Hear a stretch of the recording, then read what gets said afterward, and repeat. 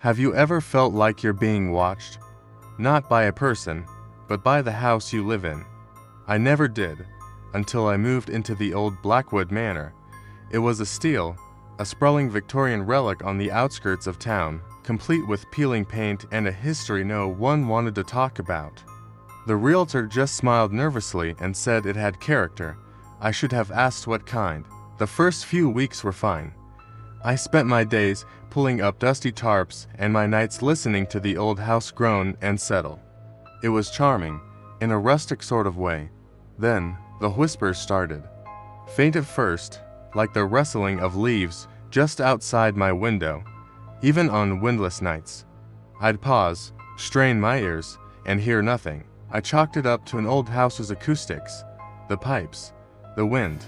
I was an expert at making excuses. One evening, I was in the study, trying to decipher a faded blueprint of the house I'd found tucked away in a drawer. The room was freezing. Despite the fireplace crackling merrily, that's when I saw it. In the periphery of my vision, a shadow detached itself from the corner of the room. It wasn't just a patch of darkness. It was darker than dark, a void in the shape of a tall, slender man. I whipped my head around, my heart hammering against my ribs. Nothing, just an empty armchair and the dancing firelight. My mind was playing tricks on me, it had to be. But the tricks became more frequent and more bold. Doors I knew I'd locked would be found wide open. Objects would move, a teacup on the edge of the kitchen counter, a book mysteriously falling from a shelf. Each time, a chill would snake down my spine, the same icy cold I'd felt in the study. The whispers grew clearer, too, not words, but sounds. A faint, mournful sigh that seemed to echo from the very walls around me. I started documenting everything, taking photos with my phone. I needed proof that I wasn't going crazy, but the photos showed nothing. Just empty rooms, dusty furniture, and my own wide, frightened eyes reflected in a mirror. Yet, when I looked at the pictures, I could almost feel the coldness emanating from them. The real terror began with the mirrors.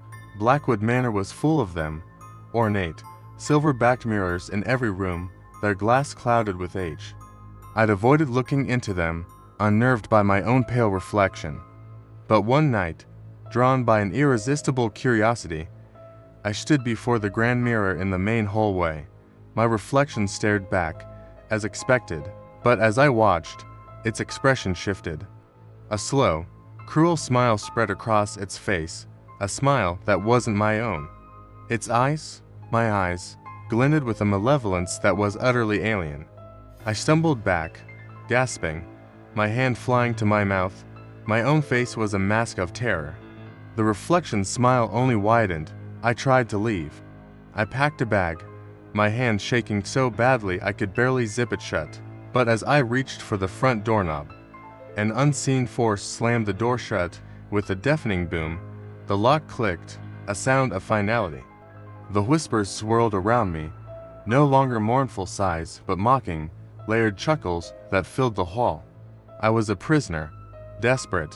I went back to the old blueprint, searching for any hidden passage, any way out. That's when I noticed something I'd missed before. Behind the wall of the master bedroom, there was a small, unmarked space. A hidden room, armed with a crowbar and a flashlight. I went upstairs. The air grew thick and heavy, each step up the grand staircase feeling like a mile. Prying away the rotting wallpaper and ancient plaster was disturbingly easy, as if the house wanted me to find what was hidden. Behind the wall was not a room, but a niche, just large enough for a person to stand in. And inside, propped against the back wall, was another mirror. It was identical to the others, but the glass was perfectly, unnaturally clear. As my flashlight beam hit the surface, it wasn't my reflection that looked back at me. It was him, the tall, slender man from the shadows. His face was gaunt, his eyes hollow pits of despair, and his mouth was open in a silent, eternal scream. Etched into the wooden frame at the bottom of the mirror was a name. Elias Blackwood, the original owner. He hadn't just died here. He was trapped here, and he wasn't alone. A cold draft swept through the opening, carrying the stench of dust and decay. I looked back at the mirror in the main hallway. My reflection was still there, but it wasn't smiling anymore. It was pounding silently against the glass, its face a mask of pure panic, and standing behind it, a shadowy hand resting on its shoulder, was the figure of Elias Blackwood, a slow, triumphant smile finally gracing his spectral face. The whispers stopped, a new sound took their place. A faint, frantic tapping. It was coming from every mirror in the house. I finally understood. The house didn't just have character. It was a collector, and it had just made a trade. I dropped the flashlight, plunging the whole way into darkness, the sound of tapping all around me. I am the shadow in the corner now. I am the chill in the air. And I am waiting for the next person who thinks this house is a steal. Be careful what old houses you move into. You might just become part of the decor.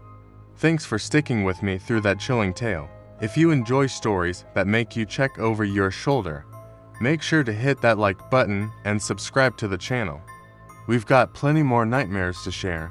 Ring the notification bell so you don't miss a single scream. Until next time, stay safe, and maybe avoid old mirrors.